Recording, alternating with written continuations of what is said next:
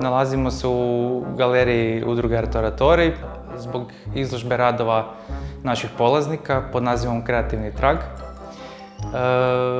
Znači, konačno smo došli do te granice da je gotova školska godina i da nam ovaj jedan naš redovni program završava i završava jednom velikom skupnom izložbom svih naših polaznika, od kojih izabiramo najbolje radove i prezentiramo publici.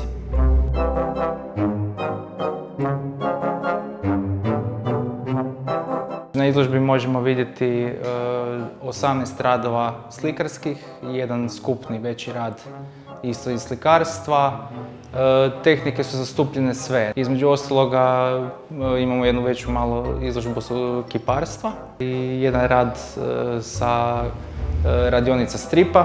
To je jedan digitalni crtež, digitalni strip u nastajanju, tako da nadamo se da će se nastaviti dalje.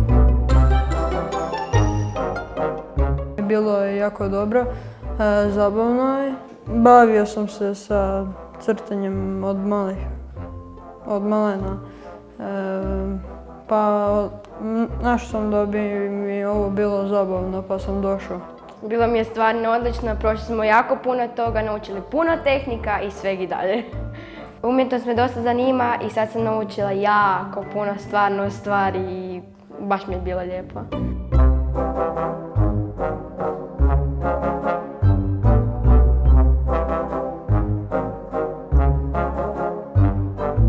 Ova izložba je rezultat radionica koje su trajale čitavu prošlu školsku godinu.